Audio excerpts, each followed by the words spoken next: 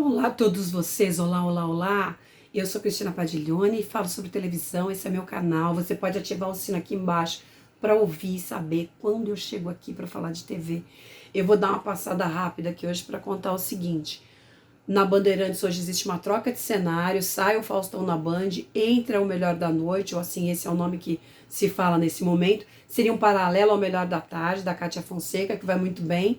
Então a Bandeirantes troca hoje um time pelo outro. Inevitavelmente a gente vai ter aí um momento de demissão, a gente vai ter pelo menos 20 pessoas devem ser cortadas entre um programa e outro, e o restante da equipe do Faustão deve ser aproveitado para esse novo programa, ou assim está previsto.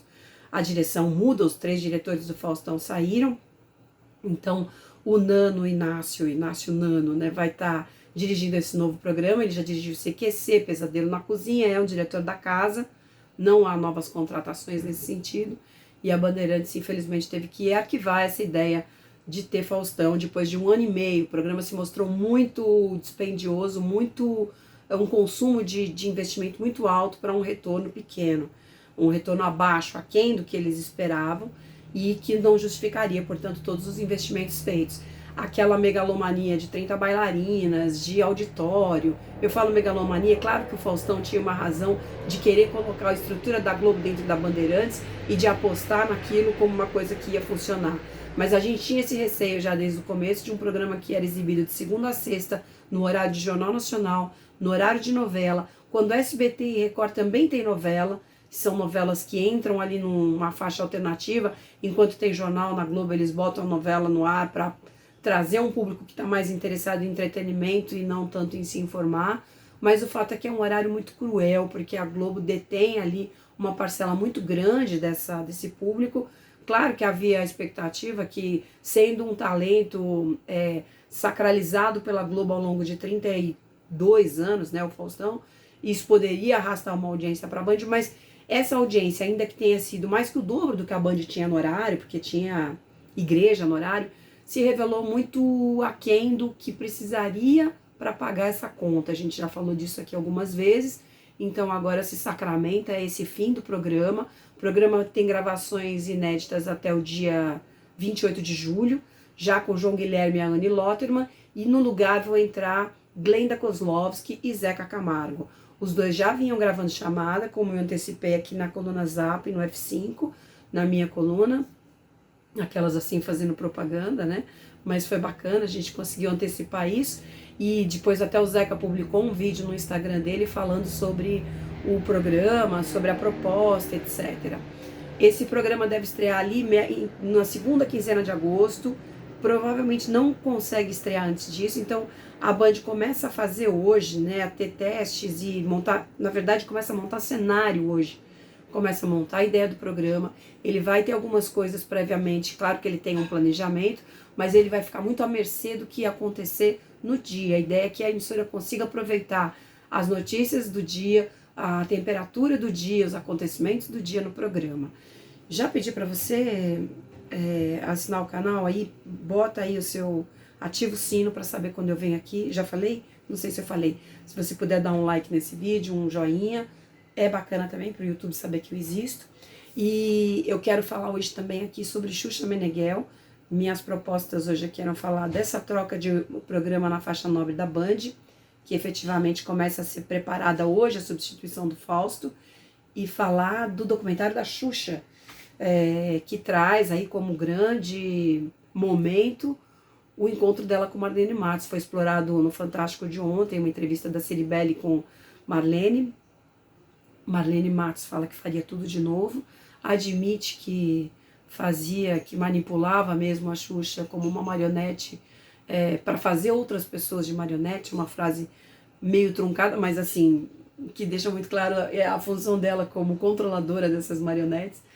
E o mais espantoso realmente, como disse a Xuxa depois, é que ela diz que faria tudo de novo, porque as coisas também hoje não se aplicariam daquela forma, né? Mesmo você vê, mesmo o Boni, que tinha uma voz muito forte na Globo, e se brincava que o Boni, tudo que você apresentava pro Boni, ele dizia, isso tá uma merda, faz outro, que era assim uma busca pelo perfeccionismo, pela qualidade. E as pessoas brincavam que quando apresentavam um filho pro Boni, esse é meu filho, Boni, ele dizia, não, não tá bom, faz outro. era uma brincadeira. Mas você vê, não existe um trauma das pessoas que trabalharam com o Boni sobre essa maneira de ele agir, que hoje talvez pudesse até ser apresentado como assédio moral, né? Mas porque havia uma coisa muito forte dentro do que é uma questão pessoal e do que é uma questão profissional.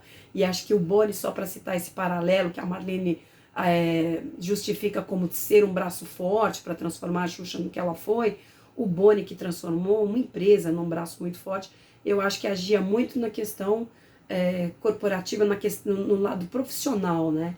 Nesse sentido, assim, corporação, muito profissional. E as pessoas, quando tinham suas fragilidades pessoais, era um cara que, pelo menos, tem várias histórias e tem a fama de abraçar muitas pessoas, de cuidar muito das pessoas naquilo que elas precisavam mais. Tem vários relatos sobre isso. Então, Marlene talvez não tenha sabido discernir uma coisa da outra e tratou ali Xuxa como uma grande empresa. Sei lá, tô aqui conjecturando, porque eu acho muito... eu acho que não tem uma coisa excludente aí, sabe? De ter que cuidar de uma marca de uma maneira tão rigorosa a ponto de esquecer que é um ser humano, que tem as suas fragilidades. Talvez tenha faltado esse respiro e talvez elas pudessem até ter estendido essa parceria por muito mais tempo, se não fosse de uma maneira tão truculenta como se apresenta agora no depoimento e no encontro das duas. A série estreia na quinta-feira agora no Globoplay, dia 13, né, de julho, e, enfim, gerando altas expectativas. Não por um acaso ela começa quando termina uma outra série bombadaça, talvez, não sei se o Globoplay tinha essa previsão que ia ser tão bombada, mas é interessante que as duas se separem, né? Eles têm conseguido fazer lançamentos mais esparçados, e semana passada acabou na sexta-feira Os Outros, que eu recomendo muito, muito, muito.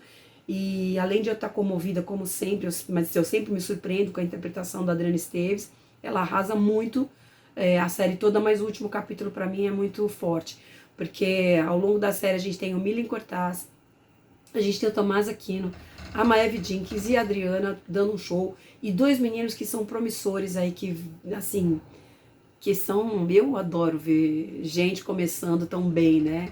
O Antônio Aquino, que faz um dos meninos, o Antônio Aquino, o Antônio Haddad, já troquei o Tomás Aquino com o Antônio, já botei ele de filho já diretamente. Antônio Haddad, que faz o Marcinho, e o Paulo Mendes, que faz o Rogério. São viscerais, assim, interpretações viscerais.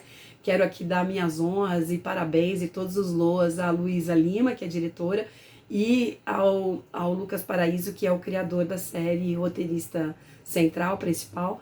Então, só recomendando aqui, porque eu me lembrei, falando que estreia uma, lembrei que acabou a outra. Bom, a Xuxa chega na quinta com todas essas perspectivas.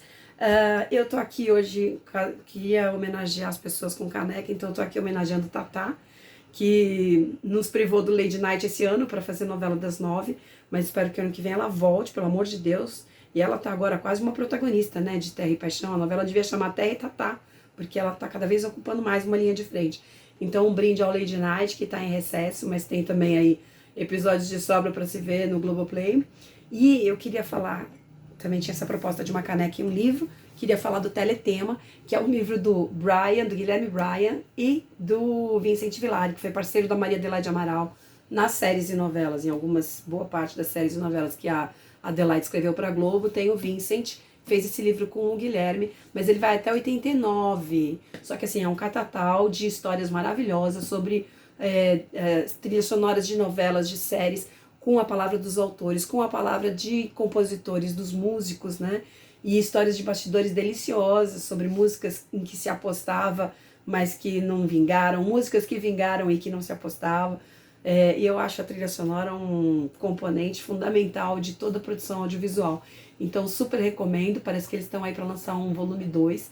Nem sei se esse livro está à disposição em versão, vamos dizer, né, venda em livrarias ou nos sites, no e-commerce, mas certamente, se não tiver edição nova, alguma coisa em sebo a gente há de encontrar. Ele é incrível, super recomendo.